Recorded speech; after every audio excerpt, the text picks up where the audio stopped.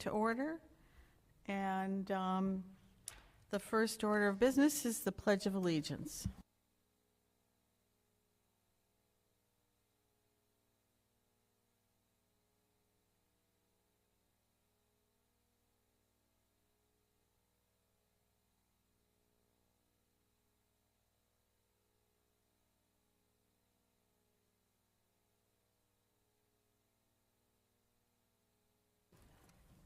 Good evening, everybody. I'm pretty sure Mark is joining us. He didn't. Okay, great. So the first order of business on the agenda after the pledge is public comment, and we're in hybrid mode now for our meetings so that people can be joining us online and in person, whichever they prefer. So is there anybody who signed up in person to speak, Holly? Okay, nobody signed up in person to speak during public comment. Is there anybody online who would like to speak?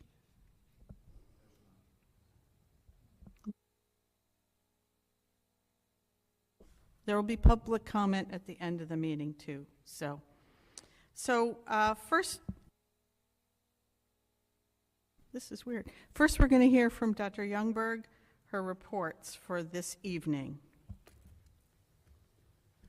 Good evening, everyone. I just want to start off by saying each of the board members should see a certificate and a yummy cupcake in front of their chairs because March is Board of Education Appreciation Month. And you know I appreciate all of you, so enjoy. Thank you. You're welcome. In terms of COVID update, all the board members have a copy. I'll just read off the data so the people who are watching at home can hear. Since the last time we met, which was Wednesday, March 16th, we have had a total of 6 positive cases in the district since our last board meeting. We currently have 5 students and staff in isolation and 2 students in isolation. So our numbers are still looking fairly good. The second page of the report just has the total number of cases the district has resolved and total number of positives the district has had since the beginning of the school year. So again, we're continuing to keep the daily dashboard. If anyone's interested, you can go to our website under the link that says COVID updates, and you'll find this updated on a daily basis. But I still feel like we're in good shape in terms of where we are COVID-wise. Are there any questions about that update? I have one question. Just has this changed the staff having to have daily meetings about this, or are we in a different place? So we are doing sort of an informal check-in every day so that I have a chance to know what's going on. We don't have the formal Zoom meeting, but we are in contact every day. Yep. The second item on my report is just the capital improvements that were sent to the board. So I don't know if everyone has that in front of them. If there are any specific questions? And we might want to set a little context for people watching about what we mean when we're talking about capital improvements and how this fits into the budget cycle each year and things of that sort. Sure. So essentially, we set forth a list of items that the district feels needs to be addressed in terms of our facilities. Above 20,000, is that correct, Rita? The threshold is 20,000.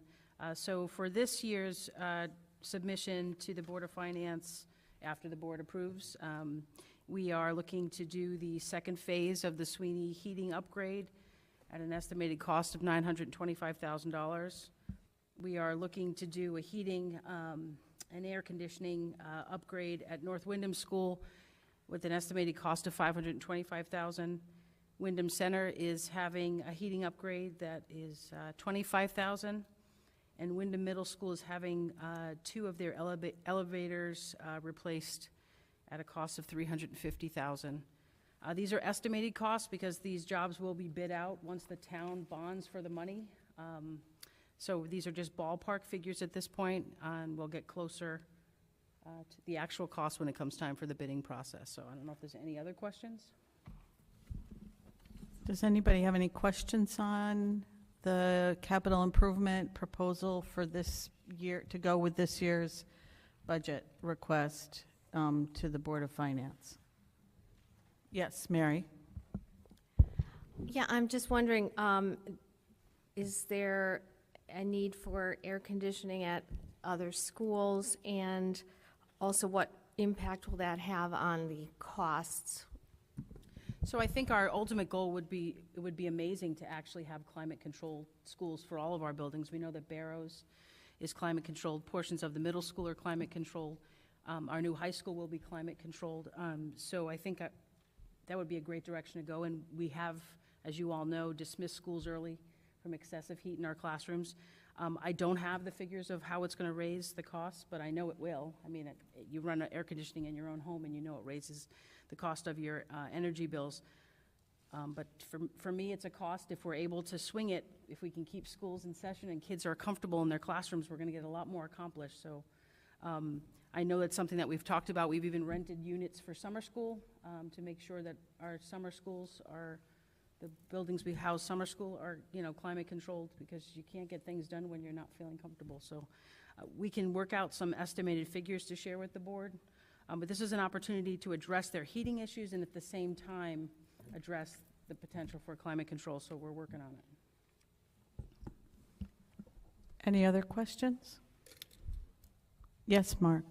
Is any of this refundable through the state, like the building costs, or is this all operational?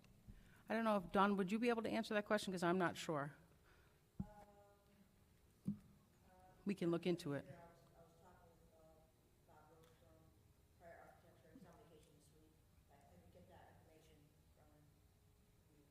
We can look into it, for sure.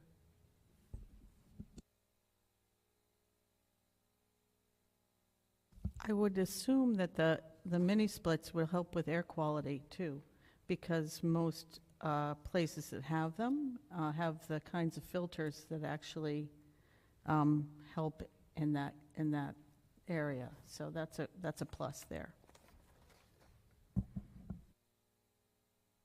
Anybody else? Okay. So we do have a committee report from the Policy Committee. Hand it over to you, Katina. Yes, good evening, everybody, and please jump in, okay? So we met the day after our board meeting, and first of all, we discussed to bring to you for April 6th to repeal the actual policy of the mask mandate, as we had operationally made the changes, but now the policy needs to be repealed. We also have, thank you, Holly and the administration, have created a shared Dropbox or a shared file drive where all the policies that are being reviewed are. So it's accessible to all the board members for you, and we will bring a cluster of policies to be looked at the board April 6th meeting for your consideration. There are some policies that are on the table of content of the policy manual, but their actual policy is not on the book, and they are not legally mandated either. So one of our proposals is going to be just to repeal or eliminate those. We also discuss about the ones that are not mandated by law according to Shipman and Goodwin, and we will be bringing 3 or 4 of them to our meeting on April 6th to look at and have the opportunity to discuss with you for your decision-making process, our decision-making process. What else? As I said, some of them are mandated by law and others are not. So we are looking at how to cluster them to stream the process and the policy book for Windham Public Schools, which needs to be updated, et cetera.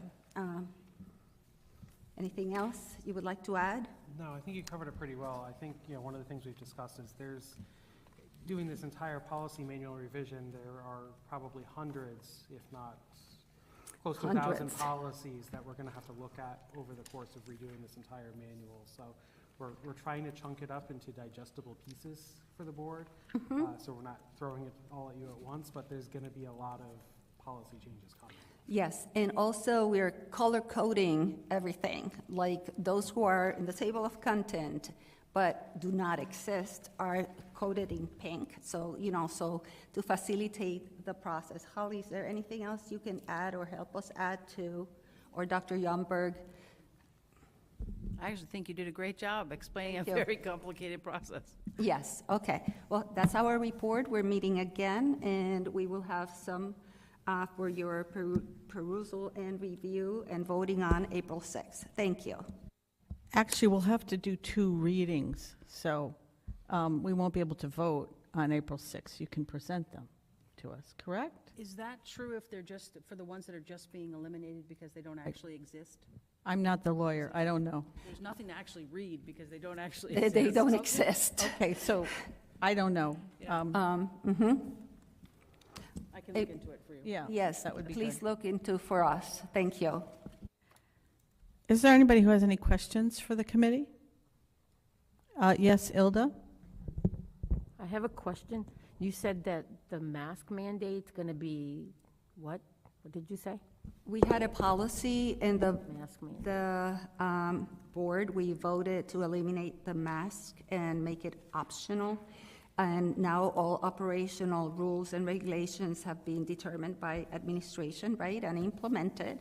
But there's still that policy, and therefore we need to repeal it, because in the case that we, God forbid, have another situation, we'll talk about it then. But as a policy, we need to repeal it now because it no longer applies. Thank you. Any other questions? I want to thank the committee. This is a big task that has been hanging over our heads, and we've chipped away at it, but it sounds like there's a plan in place now to really just keep it moving along. Thank you. The next item is discussion. Oh, no, I have one more announcement that isn't really a piece of business. It's just an announcement for the board members to be looking out for something. Go ahead, Mary. Yeah, this is just a sort of follow-up to the mid-year report from the superintendent that she gave us in late February with a form that we could look over as a kind of, to get ready for the full evaluation in June. And I will just be resending that to all the board members so you can look and see if you have questions, especially if you think you will need more information for the rest of the year or the next few months. So just look for that in the email. And we would, Mary and I would like responses from you all by the 15th of April, correct? Just so that we can pass along the feedback or any questions to Dr. Youngberg, because if we're going to be talking about these issues in the context of her annual performance assessment, it's helpful if she knows what we have questions about leading up into that. Correct? Does that make sense to everybody? Yes. Yeah. And even if you don't have anything you want to ask about or know more about or have questions about, please let me know that so that we don't just find out in June that Mark had a bunch of issues that he wanted to deal with or something. Not to pick on you, Mark. Okay, so the next item of business on the agenda is a discussion item. We're trying to have a working session at our second meeting of the month, if at all possible, so that we can delve into issues in more detail. And I'm going to ask Dr. Youngberg to do a presentation to sort of tee up our discussion as a board. And after her presentation, I'd like to make a proposal as the chair about how we might think about moving forward, and then we'll have discussion. I just want to set this in context a little from my perspective as board chair.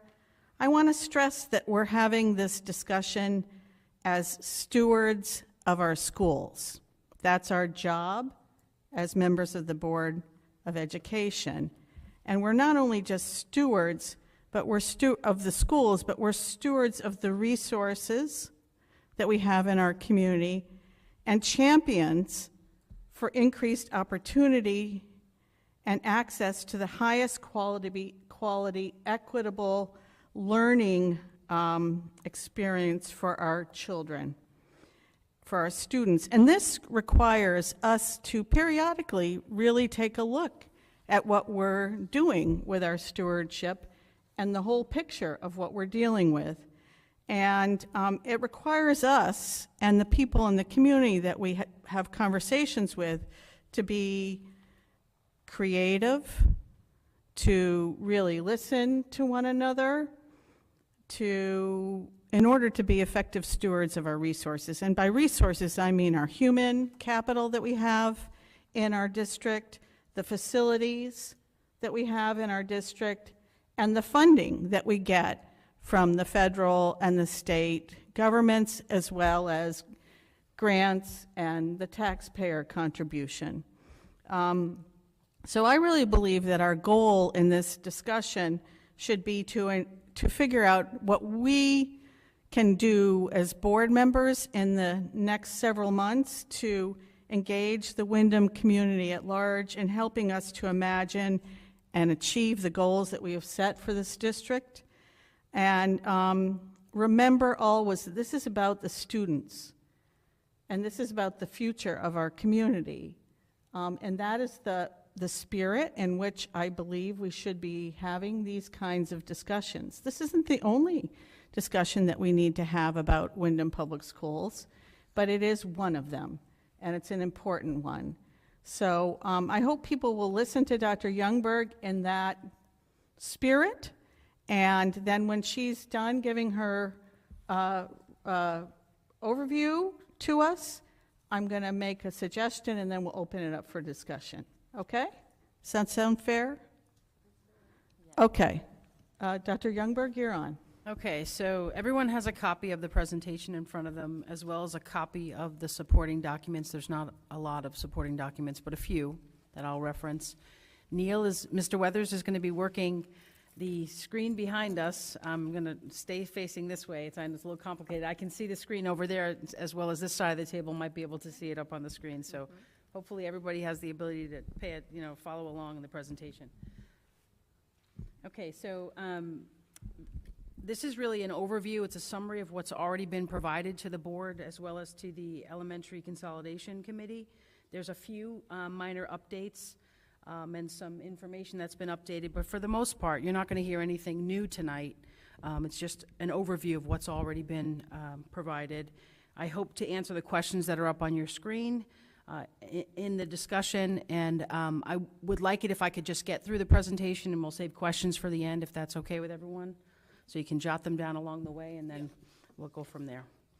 Okay, so the first question that we're trying to answer is why an elementary consolidation? So just as a reminder, the board directed me back in the spring of 2020 to start exploring the topic of an elementary consolidation.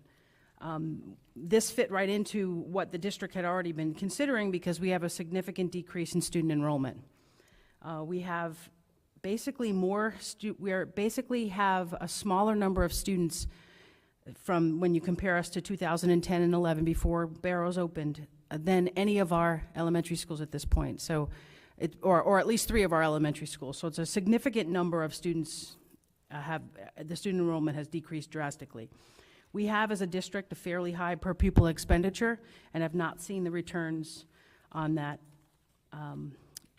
Another reason for considering an elementary consolidation is addressing the long-range fiscal health of the district. A consolidation would give us an efficient way to actually right-size the district. We are not, our staffing numbers are not exactly where they should be based on the number of students we're currently serving. Consolidation could provide us the opportunity to add additional elementary school offerings, things like some STEM offerings, potentially world language. We could put back talented and gifted and things of that nature that we're currently not offering in our elementary schools. We also need to ensure that we're able to fund the new teacher's contract, and as well as other employees in our district. We're working hard to pay Windham employees a competitive salary.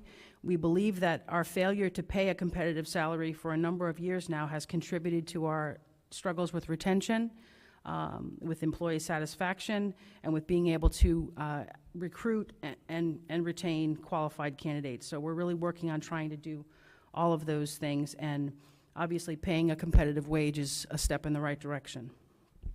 So those are all the reasons why we set out to look at the potential for an elementary consolidation.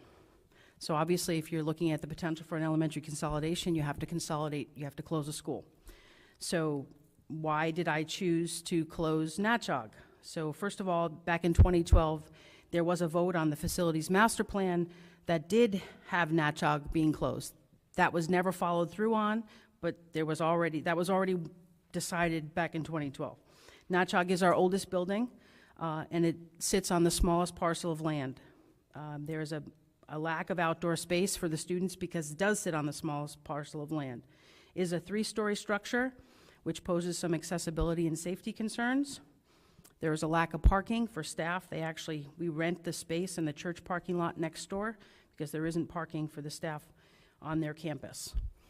Then we had the current facilities and master plan completed by Bob Roach, and that's posted on our website. If anyone wants to see those documents, they're there. And actually, the 4 figures that I have listed on the screen there for each of the elementary schools is in your supporting documents. It's the last page in the facilities master plan summary write-ups for each of the schools. Natchog is the school that will cost us the most to renovate, followed by Sweeney, and that figure for Sweeney does include that $6 million addition, then North Windham, then Windham Center. On March 16th, last week, Neil and I met with Kermit Thompson from the Office of School Construction, and we had a discussion about Natchog School and about the fact that the latest building codes require that kindergarten and first grade students cannot be on the second floor of a building. So there was some question about whether Natchog would actually qualify for a renovation as an early elementary school. And if it did qualify, the bottom floor of Natchog School would need to be completely redesigned because all of the kindergarten and first grade students would need to be on that floor to meet the latest building codes. So that's an update that I haven't provided to the board until tonight, but Neil and I met with the gentleman from the school construction office. There have been many questions about what would happen if we close Natchog School, and just to reiterate, it's a town building, so the Board of Education doesn't have a say in what happens to those buildings. I do think that we could ask the town to set up a committee that involved Board of Education members and town members so that we could consider what could happen to that building so there wasn't a negative impact to the community. But we don't own, the Board of Ed doesn't make those decisions on its own. So there's also consideration if Natchog were to close as an elementary school, could it be used as a future site to our alternative high school and our 18 to 21, oh, that's a typo, I just noticed, 18 to 21-year-old vocational program. Right. Again, there are some accessibility issues that would need to be addressed before that could happen, but that is a possibility. So then, if you remember, I presented the district redesign, and the picture on your screen is just a summary of that redesign. We would be looking in this redesign to create a dual language school. That would be North Windham School, which would be a K-4, and we would double the number of dual language classrooms in that building. We would then use Sweeney School as a K-2 school for every student in the district. Windham Center would be our third and fourth grade school. Windham Middle School would once again house grades 5 through 8, and then students would go on to become whippets at the high school.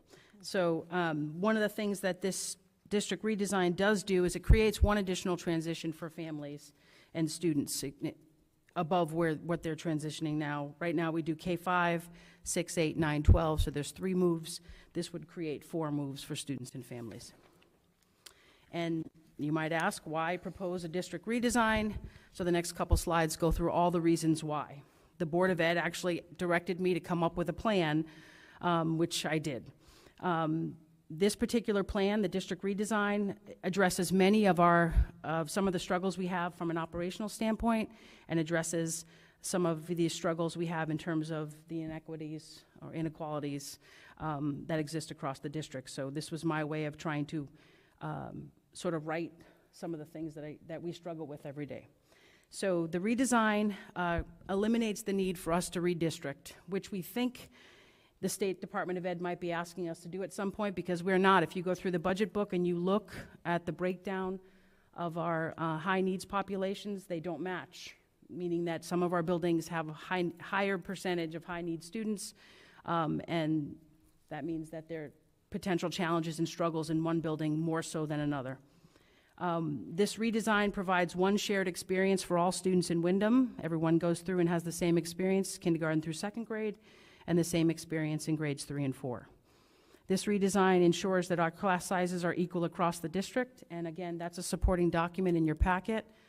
We have shown you all of the current class sizes in our K-5 classrooms, and you can look at those figures and see that there's not equity across or equality, excuse me, I confuse those all the time, across the district. There are variations in class sizes and in schools, and we're running into some issues now where we're capped in one school and we have to turn students away and send them to a different school, because there isn't space, even though there's space in other places. So it's really quite a complicated process. This redesign allows one school to feed into the 5th grade at Windham Middle School. In other words, the Windham Center school that would become our 3rd and 4th grade home, that school, all of the 3rd and 4th graders or 4th graders would move on into Windham Middle School for 5th grade. The district redesign places all of our experts, our grade level experts, in one school, so all of our K-2 teachers and supporting paraprofessionals would be in one space, meaning that we could share instructional resources as well as share or focus our PD for those groups. This redesign eliminates the out-of-area requests, which is a request that we've allowed parents to make to potentially have their children attend a school outside of where they actually live, and there's quite a few of those that still exist in the district. We also have out-of-area requests that happen as a result, as I mentioned a minute ago, of there being classrooms capped at a certain size and a lack of space. This district redesign also eliminates the singleton classrooms in our Dos Rios program. And what I mean by a singleton classroom, meaning there's only one per grade level of that particular type of classroom. So if there's any issues in that classroom, there's really no other place for the students to go. And it also creates a situation where the teachers don't have anyone that they can create a data team with. You can't be a team by yourself. So they are truly on their own. This redesign provides more options for students to change classrooms within a school if there is a problem. And again, if you look at the supporting documents, we've given you what it would look like if we redesign the district. And you'll see the purple and green to show you the unilingual classrooms versus the Dos Rios classrooms. And this redesign idea doubles the number of dual language classrooms for our Compañeros program at the K-4 school at North Windham. In our discussions, or in my presentations, I have made the error of changing or interchanging the word equity and equality. And in education, that's not unusual, because it happens a lot in the way we talk about supporting kids. But you can see from the visual there, to give everyone equal treatment means you give them exactly the same thing. So they're all on the same size box, but you can see the little tiny person can't see the ball game. So equality means everyone gets the same. Equity means you level the playing field so everyone has the right or the ability to access whatever it is you're trying to give to them. So in terms of my redesign, I was really looking to give everyone equal. I wasn't even delving into the equity piece, but I think that happens naturally in the redesign. There's many differences between our elementary schools that would be eliminated if we went to everyone attending the same school for particular grade levels. And I do feel like it would be closer to the equity picture. Another question that has come up is why move the 5th grade back to Windham Middle School? I believe that, first of all, the building was designed to house all 4 grades. I don't know what happened before to make folks think that that couldn't work, but that is the way the building was designed. If you move the 5th grade students and their staff members back to the space that we will have once early childhood vacates that space, there's an entire hallway that will be empty, you will no longer need to rely on the portable classrooms in any of our elementary schools. All the portable classrooms need to be renovated, except for the one that was recently renovated at North Windham School. So moving the 5th grade students to Windham Middle School, once the Early Childhood Center vacates that building, means no more portables, which I know is something the board has expressed concerns about.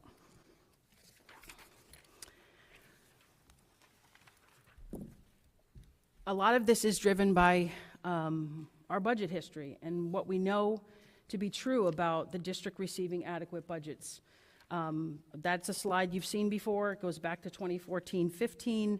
It has the current proposed budget of $49,085,741. You will see that in the 9 years listed there, the Board of Ed's budget has only increased by $5,500,000 and change.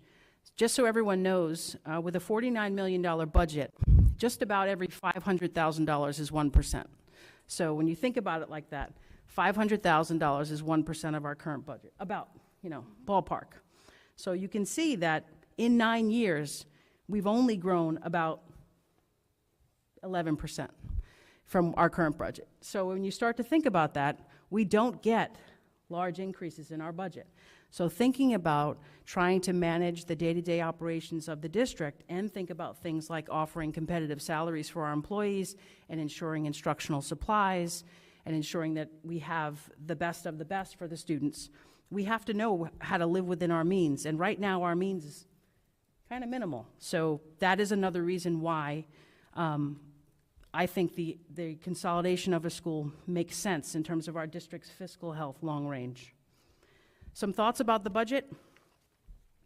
We are asking, our current budget asks for a 0% increase from the taxpayers, but it does show that the district actually needs a 6.79% increase to cover our costs for 22-23.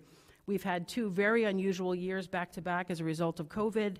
We've received an enormous amount of surplus, or enormous amount of money from the federal government in response to COVID. And we've had some very difficult times filling positions and purchasing things that we normally would be able to do.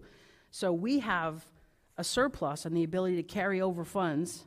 We also have been lucky to have what we believe is $1 million increase in the Alliance funds. And we've been told that every year for the next 5 years, I think, that we will be seeing an increase in the Alliance funds, $1 million a year. So $1 million a year is about 2% of our current budget. So you can think about it that way. So we have the ability to cover our 6.79% increase this year, right? And that's what we propose to do. So if you look, the $49 million plus that 6.79% increase, which is $3.3 million, we're looking at a budget about $52 million. Our current MBR is still $3.3 million away from that figure, so we have to be thinking about that. And that's what I've been trying to do since I took over in November of 2019. I really feel strongly that if you can figure out how to manage a district's budget and put forth a budget that's student-centered, transparent, and sustainable, you will be able to get your kids everything that they need. We will be able to achieve the goals the district sets out to achieve.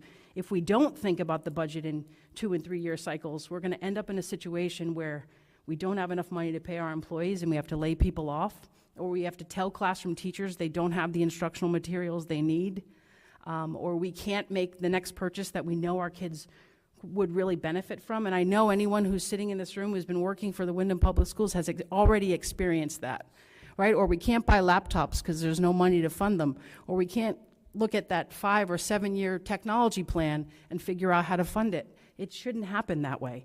So I'm trying to think very realistically about what we've received for budgets in the past and what we're likely to receive in the future and make decisions based on that, because I want our kids and our staff members and our students to have everything they need to succeed. So looking ahead, 23-24, Rita and I have sat down and talked about what might be coming around the corner in terms of an increase. And we think at least a 1.5% increase is going to be required. But remember, that's 1.5% above where we are plus that 6.79. So we're thinking about this all the time. We think our staffing, the ability for us to fill staffing numbers, seats, will stabilize. We also believe that our new teacher's contract will probably attract more people to come to Windham. We've lost tons who literally have told us that they could drive down the road and make $10,000 or $12,000 or $15,000 more. So we're hoping that staffing stabilizes. But when that staffing stabilizes, which is a really good thing for us, it will reduce the amount of money that we can carry over and use as a surplus. So we know that too. So we're thinking about that. We've been told Alliance will continue to increase, and we still have access to the ESSER funds next year. The following year, which is a little too soon to predict what we'll need in terms of a budget, the ESSER grant will be over and done with on September 30th of 2024. When that happens, we have to be in a position, a fiscally responsible position, to make up those costs. We can't just go off that fiscal cliff, because that means people's jobs and classroom instructional materials and all that stuff will be gone. We're told, again, the Alliance District will continue. The Alliance, not the Alliance District, the Alliance Grant. The Alliance Grant is supposed to increase by $1 million each year for the next 5 years. Again, $1 million is approximately 2% of our current budget. So we're thinking about all these things all the time. Closing Natchog School, in my opinion, and based on all of the figures that we've analyzed and looked at, will right-size the district in terms of our staffing structure and save us about $2 million annually. $2 million is about 4% of our current budget. So I honestly and truly feel that the design that I put forth, although it may not be, it's always hard to hear that you're thinking about closing a school. I think in the long run, this is going to be better for the community than if we were to keep the building open. That is my feeling. And I can take So questions. before we open it up to questions, and give you a little rest, have some water. I said at the beginning of this I wanted to make a suggestion. I've been having a lot of conversations with various people on the board as well as people in the community about this issue. And this issue is a very, despite what I said at the beginning, that we are stewards and we should be having this conversation, it doesn't take away sort of the emotional weight of having this kind of conversation at the community level and at the school level. That being said, I'd like to suggest that this board have a discussion today and that we consider moving forward in the coming months between now and June to have a very deliberate series of conversations in the community at which board members and members of the administration would be present, and that those sessions should be designed in such a way that we are listening to what people's ideas are, that we are asking the kinds of questions that hopefully after hearing some information from a presentation of some sort will elicit suggestions from people. I mean, this is not just an issue of whether or not we consolidate a school. This is an issue of how we maintain funding that we need to operate this district as a whole. And we all know, as anybody who's been on the board any amount of time knows that the way our town charter is set up, we have a very high hill to climb in order to get support from the community over a hurdle, even though we know there are a lot of people in the community who support us, but they may not go out to vote to support us. And we have to operate in the real world that we have the current charter that we have now. At some point, the town may do another stab at charter revision, and the rules of the road for the Board of Ed may change, but right now, this is what we're living with. And I would put forward that if we design these community conversations well, and not just engage people in the different schools across the district, and when I say engage people from the different schools across the district, I'm talking about working with Robinson and the liaisons and the administrators and the teachers and staff in those schools to figure out what's the best way to engage people in this school. But we also may want to go out to the Rotary Club, to faith-based organizations, to community organizations and civic organizations to get them on board to understand what it is we are grappling with at the Board of Ed and what the superintendent and her staff have to try to piece together each year to maintain our schools and meet the challenges and goals that we have. I mean, we really want to be presenting that we should be delivering the best, most equitable opportunity to our students and supporting the staff to be able to do that. So my suggestion is, rather than starting with consolidation when we go out there, that can be one of the ideas that's on the table, but it's not the primary focus. It's not the lead for these conversations. That these conversations are much more open and engaging, so that we're not having people not come to the meetings if they think, oh, my school's not going to be involved, so I don't have to worry. So I'm suggesting that we think about, as a board, coming to consensus about doing something like that over the next several months, and that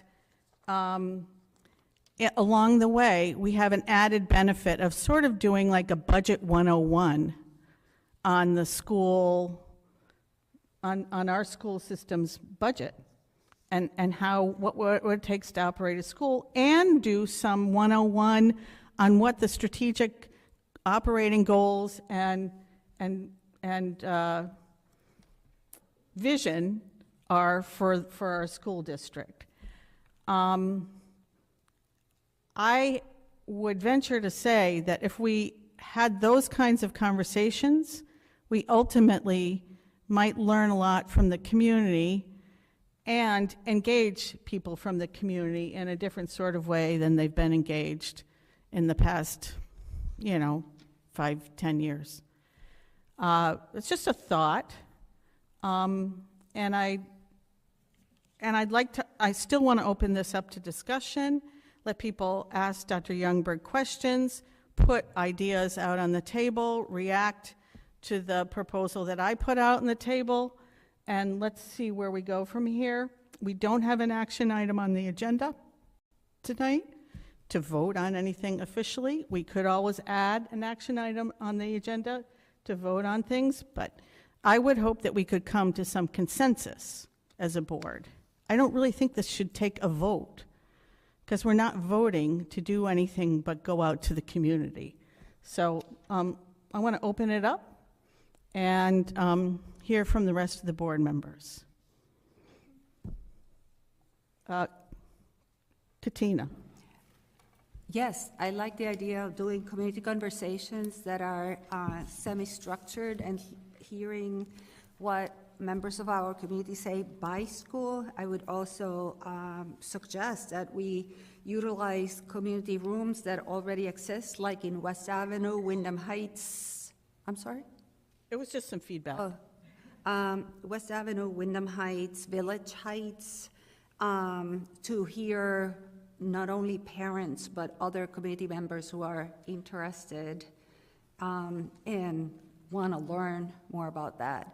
I think we should do them in Spanish, in English, have Kichwa translators, any other resources that we could have to facilitate communication, as well as making them maybe public so that, through Zoom, so people can also log in and participate.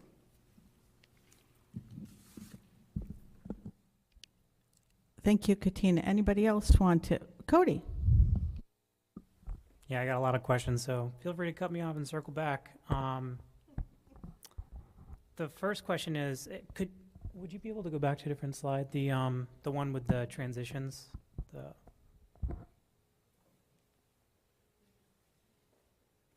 My question is there a way to do the district redesign without? I mean, the goal seems to be the same experience for every student, at least one of the goals.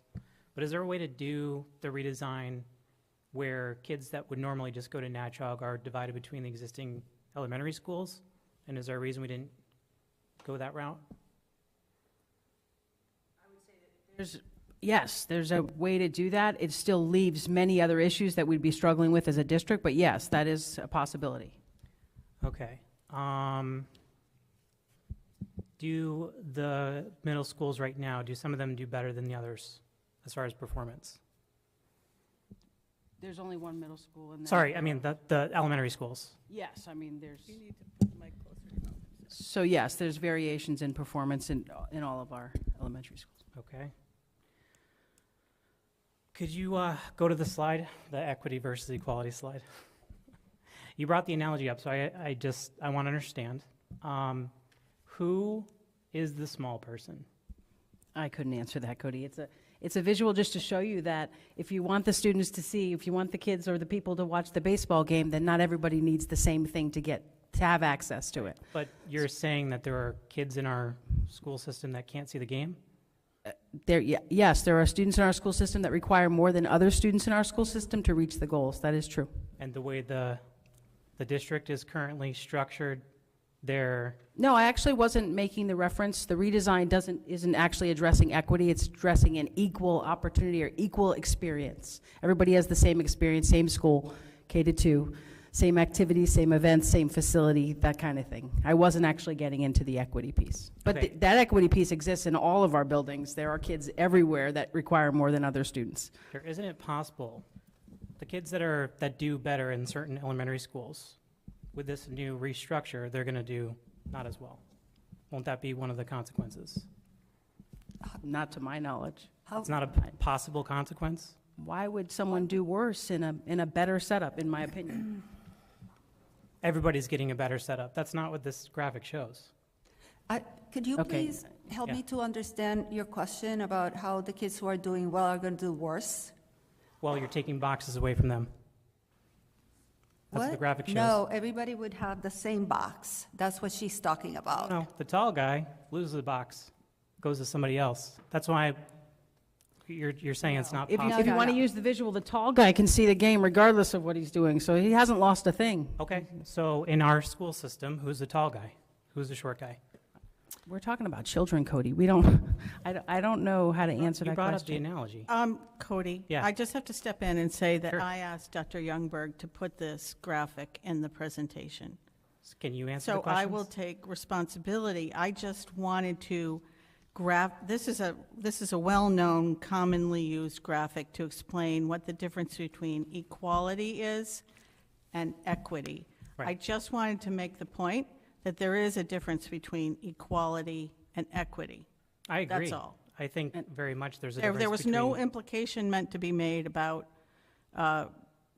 what you're suggesting is that we'd be taking things away from high-performing students. And I actually want to add things. I want to offer more things in our elementary schools than we're currently adding, like the Talented and Gifted program, which would address our highest performing students. And as the superintendent of schools who's being evaluated based on the school's performance, the last thing that I would want to see happen is our high-performing students go backwards. You said that one of the goals of the redesign is to address inequities. I'd asked at the original meeting what those were. Do you have an answer to that question? Or just Lynn? I can answer, there's many inequities that exist, or perhaps it's inequalities. We have a variety of facilities. All of our elementary schools are very different. We have a variety of years that the teachers have been working. Their service years are different in every one of our schools. Our class sizes are different in all of our schools. These are just some ways that they're not the same. I could go on. Actually, in one of my previous presentations, I think there were 15 different examples. We have different achievement scores. We have different physical fitness scores. There's a variety of ways that our elementary schools aren't exactly alike. And I'm actually not, I don't think you're ever going to get a school to be exactly like another school, because schools are families. There's a culture, they're a living thing. You're not going to get that to go away, but I think there's some ways that we can make them more the same, and in doing that, support more students than we're supporting. It's not taking away from anyone, it's adding. It's value added, in my opinion. I would like to pose a question to you, Cody. Sure, let's have it. I would be interested in hearing from you about whether or not you think it's a good idea to have community conversations with people in a more open-ended way. Yeah, and hear what they have to say. Yeah, of course. I emailed you and said exactly that. I would love to, for the parents to weigh in on this. I imagine many people. And not just the parents. Well, yeah, but especially the parents. This is their kids we're talking about. Mm-hmm. Yeah, okay. So what do you think about going out and having a conversation without leading with consolidation? That could be one topic that's on the table, but it's not a recommendation that's being made by this board. I am very much in favor of the redesign, especially when it comes to the financial side of things. Mm-hmm. It doesn't make sense to have so many schools when we have so few students, right? We're losing students, time to cut out of school. That's just, that's the nature of the thing. My issue is with also throwing in really, and I gotta say it, this is like, this reason, using graphics like this is why parents and critics charge boards of ed like ours with teaching and trying to implement Marxist practices. We're halfway there, to each according to his need. Wait, Katina. Thank you. You can't just barge in. Are you done, Cody? Okay, Katina. Or Mary, did you have your hand up? Oh, no. Katina? I almost caught myself because I was going to have another conversation about equality and equity, so I'm going to pass on this, and maybe we can have breakfast again, Cody. Absolutely, my turn to pay. Okay, Mary? Yeah, I mean, just kind of addressing this presentation and the issue that, I have been following for the last year and also researching. I do have many doubts about the cost savings and the number of years that those are going to be in effect. There are many studies that show that school consolidations, and these are research-based articles that take a while to read and get through, the savings are minimal and the costs eventually catch up. So, I'm not seeing it in the numbers that I would like to see. There are also great drawbacks, and whenever I do bring that up, it's not addressed because, I really do like to have enthusiastic and future-oriented ideas. However, I do not want to base a decision of stripping assets from our district, which is what closing a school, especially a significant school like Natchog that serves many purposes in its area and in the community and has for 100 years. So stripping these assets away, which we won't get back again, and the cost to the community, I think, is greater than any kind of savings that we are claiming to see in this, which is full, as I said, of future speculation and promises. We also have to realize that, with ADA, Americans with Disabilities Act, all of our elementary schools were built before that time of that act, and we do have to use space in a different manner. It's not like we can have square footage per student or something like that. Also, the idea that We may have been starting in 2010 from a point of overcrowding to discomfort, uncomfortable levels, and using that as the point from which we are drastically reduced. I don't find it compelling, since I have been here since then, and I don't notice a great drop in the schools. It's, I do kind of think the dice are being loaded here about, the problems about Natchog here.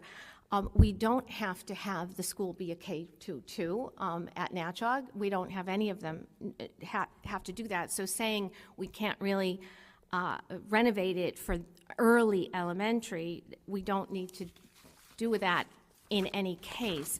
And I did want to address that idea. So I would like to know why this is, first of all, going to provide what looks like one size fits all, or one experience for all the students, but not Barrows, that's K-8, and not North Windham, that's K-4. So to me, the kind of justification collapses. Those schools are not going to have that, all the second grade teachers, they're going to have the vertical level, not the horizontal. So, you see, I have a problem, and I do think when we have students, all are different and unique, and we want them all to meet their full potential. And teachers have to work to differentiate instruction. That's something we all do. But sometimes it is more difficult, and we are going to lose teachers. It doesn't matter if we bring up the salaries, because they're going to have additional stresses in this district, and constantly adding programs, changing programs has had a detrimental effect while I've been here. And I want to say Natchog has suffered a lot. A lot of special programs are put in there, taken out, put in there, and they have lost their media center to have a special program. They have, in fact, had a low score from responsive classroom survey because they had to give up space. And they did willingly, because they embraced the needs of the students. But it does make other students lose, and not at all the schools. And I think management decisions and also advocating to get the budgets we need, rather than say, let's take stuff away, and that's how we'll satisfy the town. I'm very troubled by that.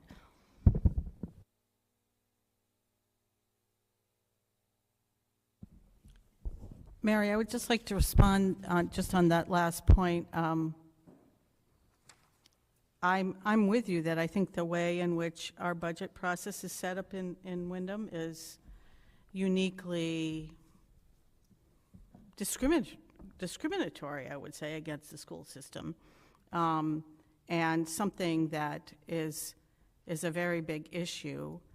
In my comments, I said that I thought that if we fashioned these community sessions well, that we could have a double way of, have another way of talking to the community about our budgets and what we need to run our schools and why we need people to be engaged in that process until such point as there is a change in the way our budgets are set. I just want to say that for the record. Ilda? Yes, I just read something very interesting about equity versus equality. So equity means everyone is treated exactly the same regardless of what they need.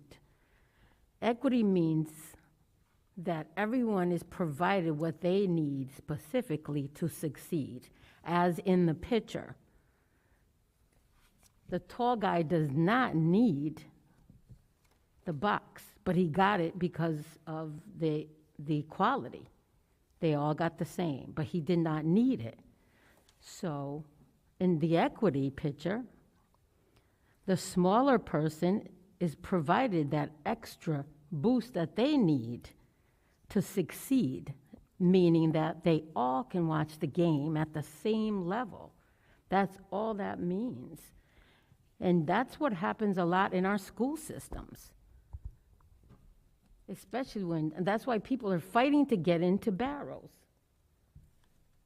It's not fair the way that our system is. It's not fair. So us as a board, we have to do something about it. And I think this is a good start it does still need some improvement.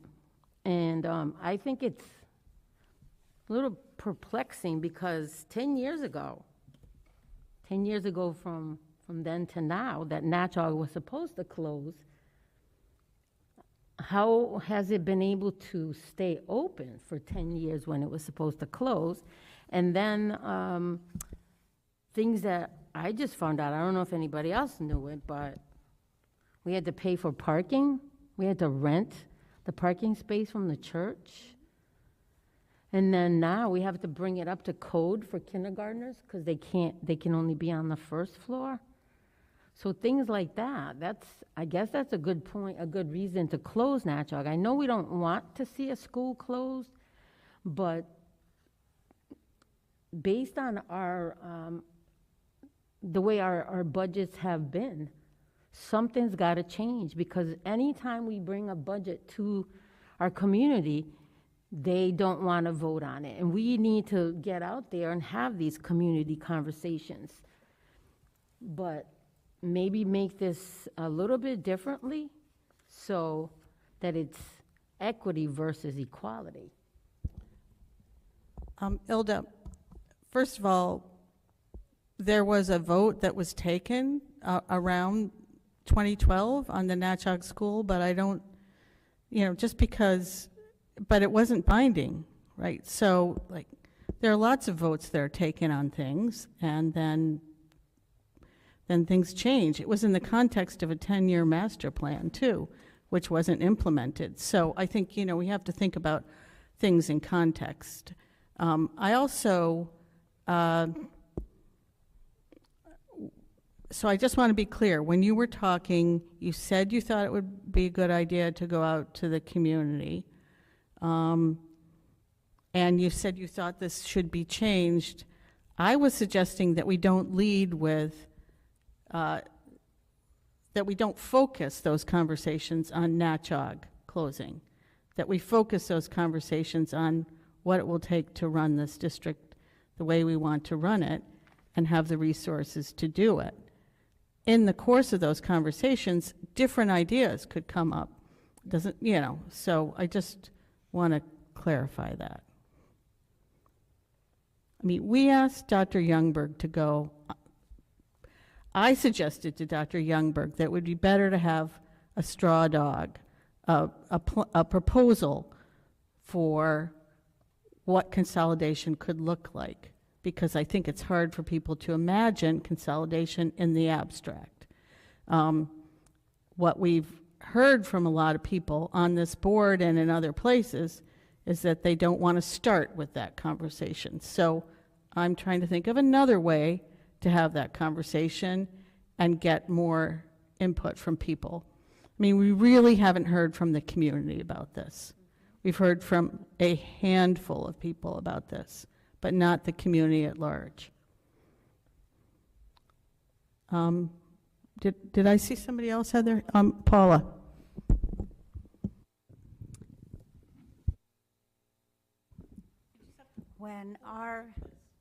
When our committee started, I felt very strongly that I wanted that committee to be made up of not only board members, but community members, parents, staff. We were fortunate to have some really super people on that committee. I don't think it went as deep as I would have liked it to be, because we may have even been in a different place than we are right now with the information that we've offered. I think the committee and I personally have felt right from the beginning that going out to the community has to happen, that we need to talk to people, we need to talk to parents, we need to talk to stakeholders in this community. I think that's essential. And I believe that it's probably a better approach to do that without having a very specific proposal. I think, and I know Mary's talked about this a lot, we need to take a look at what we're doing. We need to take a look at how this school district can run more efficiently overall. And I know that our administration have tried over and over again. But again, it has to take the community buying in. And I think hopefully that can be a big part of our discussion. I'm happy to hear that whatever our redesign looks like, that portables going away are a part of that, because I think we need to get kids back in buildings. But again, that poses another space issue when we do that, and I understand that. I would also like to see us really think out of the box in some instances. One of the thoughts, whether it's pie in the sky or what, but one of the thoughts was engaging Eastern, who has an incredible teacher education program, partnering with our Natchog school, which I respect in the sense that it is truly a neighborhood school. Not only that we have the greatest amount of children that walk to the school, they have done an amazing job of engaging the parents, you know, whose kids have some real needs. And the fact that they've been able to make so many connections within the Willimantic community, I think is something that we don't have in our other schools, and I think that's just an amazing accomplishment. So I thoroughly agree that we need to go out to the community. I think we need to have these conversations, and I would like us to be truly open. Thank you. Mark, you had your hand up?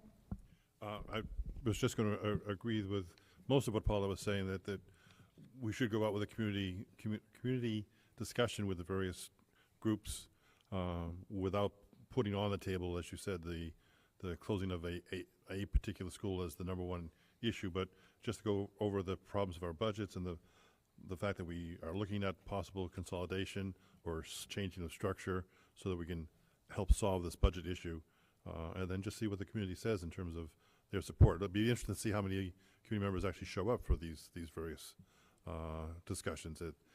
Unfortunately, in my history, we don't get a lot of community that shows up for these discussions that are general. But I would certainly like to see that we do that, go out, and it wouldn't hurt if we do nothing else but go out and talk about the budget and the needs to get the budget passed, to try and get more and more people involved with helping us pass our budgets. Thank you, Mark. Anybody else want to speak? I was going to add that when we have the community conversations, we really have to do a conscientious effort to educate and to let people know how much it costs to educate our children, that we cannot do more with less, that the town has neglected buildings and also neglected, like you very well said, discriminated against the school system, and that in order to keep all the buildings opened with the population we have and the needs we have, is going to cost this much more money, and that's what our children deserve and need. Is there anybody? Brendan? So, you know, I know this is not a easy conversation by any means. You know, there's definitely a lot of emotions here. You know, having been as part of the administration in the past that developed these budgets and knowing what the operational costs are compared to, you know, what our enrollment is, it just makes sense to seriously look at consolidating and eliminating a building. You know, but I'm definitely open to having community conversations, see if we can think of something else outside the box to, you know, we're looking at a fiscal cliff at the end of these ESSER funds that we need to address, and if there's another way out of it, great. I'm definitely open to it. You know, but I'm definitely, I think what we're looking at makes sense. Thanks. Is there anybody else who wants to speak? Oh, Alicia, I didn't see you behind Ilda there. Go right ahead. Yeah, I think that it's very important for the community to be involved in this, but also when we decided to meet with them and explain them about the consolidation and all the things that we have in mind, we have to be really specific and clear with them, so they can understand why are we doing this. And also, as Katina mentioned, if we want also to have a bilingual, so for those parents that don't speak English, so they can be also involved, and they can be also give their own opinion about why we're doing this. But for me, I think it's very, very important that the community is involved, but also the consolidation that is in the point right now, I think is perfect. But it would be good for the community to be involved and decide it. Thank you, Alicia. And I'm sure that we will, if we go do this, that it'll be very important for board members to participate in these. And we're going to have to coordinate among ourselves that we split up, and, we have a schedule of places where we're going to go, and at least 2 to 3 of us are at each one.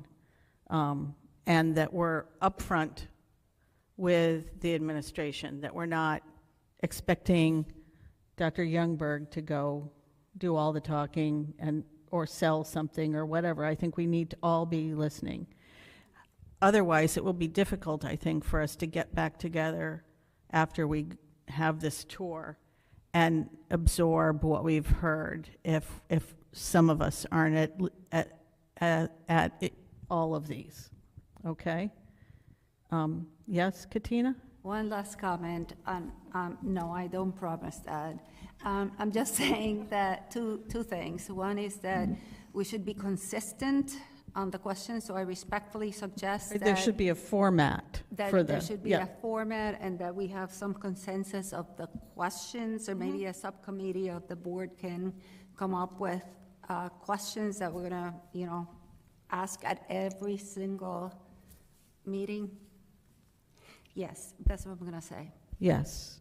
If you're going to do a listening tour or series of community conversations, you have to start with the same information and a set of the same questions, or else you could get wildly different types of feedback.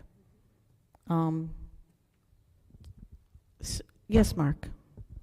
I just want to, using my role as the historian, because I don't want to say how old Paula is, but in the ancient days, we have survived this in the past. Noble was one of our schools. Noble, now the residency hall for Eastern, and now North Windham was not one of our schools. North Windham was the headquarters for EastCon, and when Eastern decided they wanted Noble back, we closed Noble. We moved our kids into North Windham after we expanded it, and the sky didn't fall. The school system survived, closing down one of the city schools.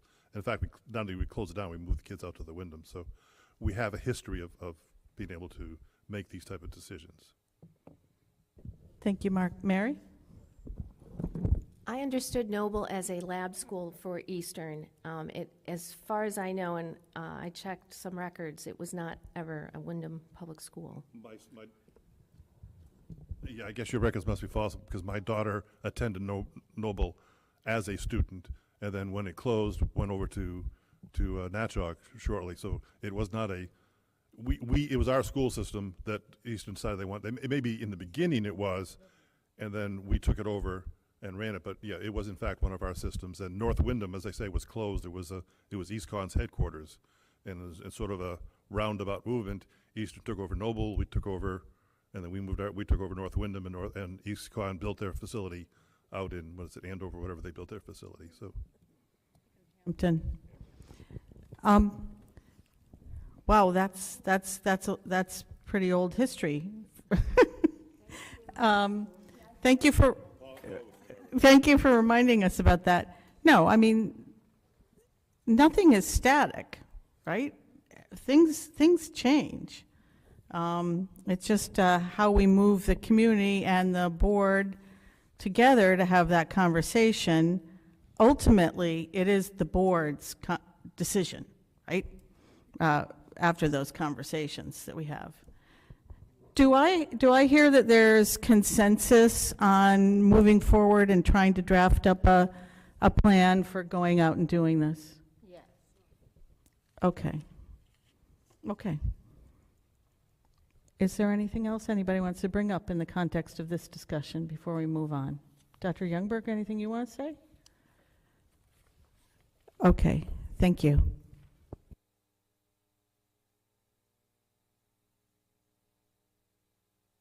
The next item on the agenda is one action item, which is approval of the capital improvement plan for the 2022-23 school year. I would entertain a motion. Motion made by Brendan, seconded by Ilda. Thank you. Is there any discussion on this? Yeah, I got something. Yes, Okay. go right ahead. I had a number of, is it Dawn? Dawn? Okay, the facilities? Okay.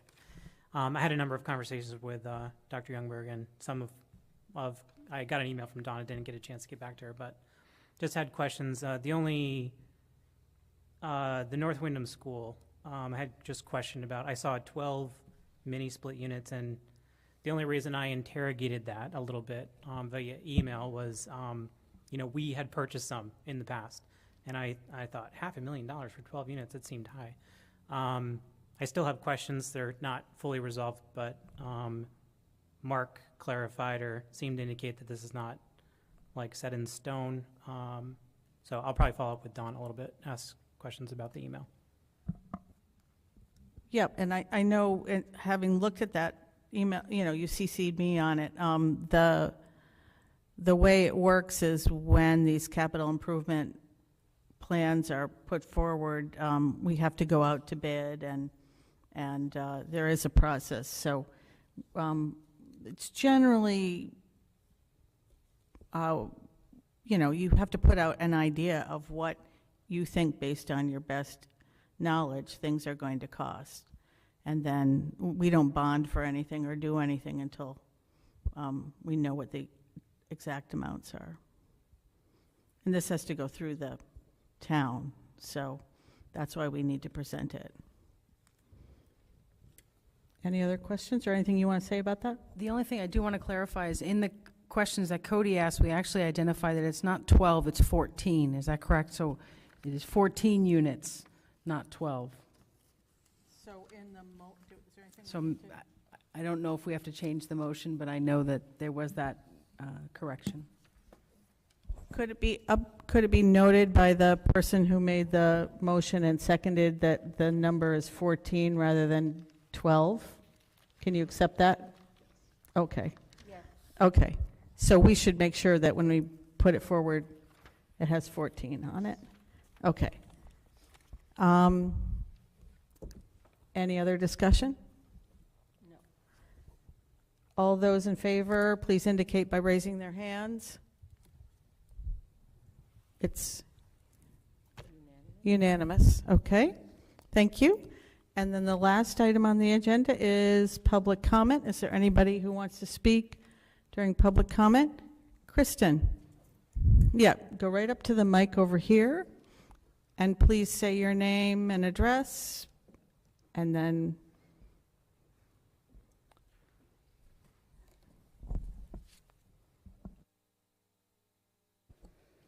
Hi, can you hear me? I'm Kristen DeGray. I live at 69 Serwin Ave in Willimantic. I have a daughter at Windham High School, and I teach, I'm a first grade teacher at Natchog School. I was just thinking of something as I was listening to this conversation. It's kind of frustrating to sit and not being able to raise my hand. I've been serving on the Elementary Consolidation Committee. And, I'm hearing some things that aren't necessarily accurate, people's misconceptions about things.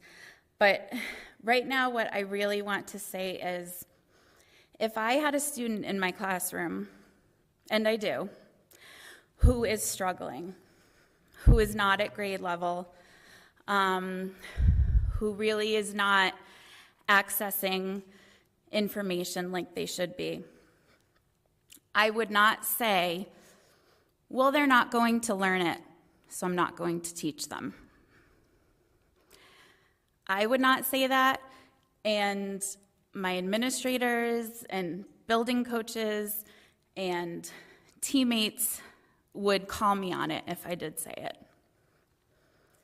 Saying we can't pass a budget, so we're going to close a school, to me is the same thing. You're right, you are stewards of our children and of our community. And it is really hard to pass a budget. And there are years, decades of history of not being able to pass budgets. That does not mean that you stop trying. Our kids deserve it. It is their legal right. It is what we owe them.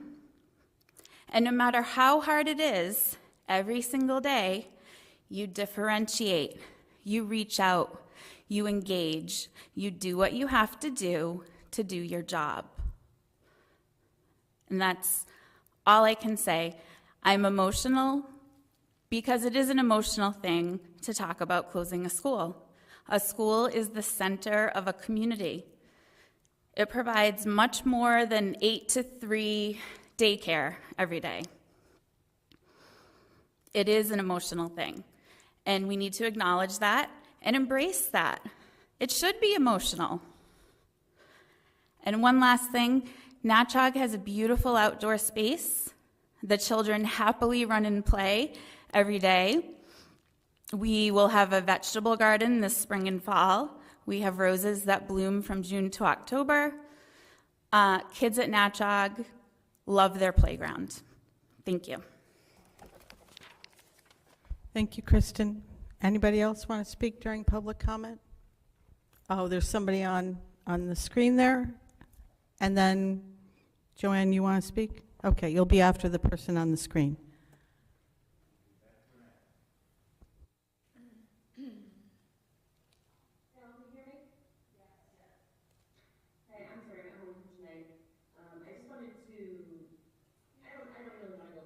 Can you say your name out loud, please? Because we can't see the name on. My name is Beth Bonet. I'm the director of Equity and Multilingual Education. And I'm at home tonight. Usually I'm in the row. Okay? I don't really want to go back to the topic because we've kind of moved beyond it in the process of the discussion. But I don't really want us to not be the Board of Ed that understands the image that's up and portrayed still on the screen. And because my role has a lot to do with equity, it's actually in the title, I was just thinking that we might use an example to clarify just a little bit between the difference between equality and equity, because it's been sort of touched upon, but it seems a little bit fuzzy still. And there's actually an even better graphic now that I would say is out there that is not up there on the screen. But with equality, everyone has access to the same things. And so, of course, every school district in the world wants to make sure that every school can offer students the same thing. That's something that Dr. Youngberg is kind of getting at tonight. The difference would be that in terms of equity, students would actually have access to things that they need to be successful, right? So an example for us would be, if you want to use something simple like playgrounds, that every school district or every school in the district has a playground that's accessible to students.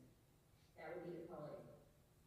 For equity, our programs, for example, at Windham Center for the medically fragile would be ADA compliant, and students would be able to access the playground despite whatever challenge they may have. So that's kind of just something I want to get at. Nobody in that case loses access to anything. Everybody gains access to everything. So that's all I wanted to contribute. Thank you very much. That's helpful. Joanne Haddad.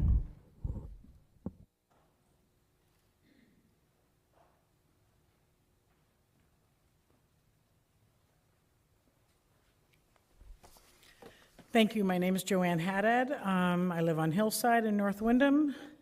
Obviously you're going to get all kinds of sides in any controversial sort of issue. And although I have high respect for my colleagues that may feel different than I would still like to say one statement just kind of threw me a little about we can't pass a budget, so we need to close a school. I'm not sure I had that and would love to have a conversation about that if that came up. Maybe I heard it from a different, with a different filter. And I understand it can be emotional, absolutely. But if I made my decisions in my life, in my family's lives, where I allowed my emotions to rule, I'd still own my grandmother's house, I'd still own my parents' house, I'd still own my own home. But unfortunately, right, with progress comes change, and it's not always easy. Matters of the heart don't often align with matters of the mind. Let me go to Noble School. I went to Noble School from first grade through sixth grade, where I had the fortunate honor to be taught by Mrs. Cora Moore, the infamous Cora Moore. Many of you may or may not know her. Kramer Middle School, went through Kramer Middle School. I watched Noble close. I watched Kramer Middle School close after exactly 100 years of education at Kramer Middle School. So that was difficult as well, because not only did I go to school there, as did my siblings, but my brother for a short time, and my parents went to high school there. So it happens, change happens, but I still get to pass by the building. I still get to smile and reminisce Noble School and Kramer School. As far as Natchog goes, or let me not even put Natchog out there and speak that way. I want to just say, I'm going to speak from the side of an English teacher. Every year, one of my favorite units was when my students had to write a persuasive essay. And Dr. Youngberg is going to receive a very high grade for her persuasive essay tonight, because what I would tell them to do is to write reasons and give examples for why you are looking at a side of an issue. More important, I would tell my students when we would look at issues prior to there being a school uniform, they had to write about whether or not we should have school uniforms. There wasn't one student that really wanted one, but 90% of them had to write for it, because they had to write for the side that they could really support most. And usually, it's the side you least want to write for. So I would encourage the board along those lines that when you think about consolidation and what that should or should not look like, we should or we should not, and Mary, you did have certainly other points for the other side. But when you sit down and weigh out, if I had to make a presentation going for one or the other, taking emotion out of it 100% and using only facts and what would be right for this district and our students, which one would I be able to write for and have a more powerful statement for? And when you can do that, I think you'll have your answer. Thank you. Thank you. Is there anybody else who wants to speak during public comment? Okay, we don't have any. Seeing none, I'll entertain a motion to adjourn at 8:28. I move we move. A meeting adjourned. Thank you.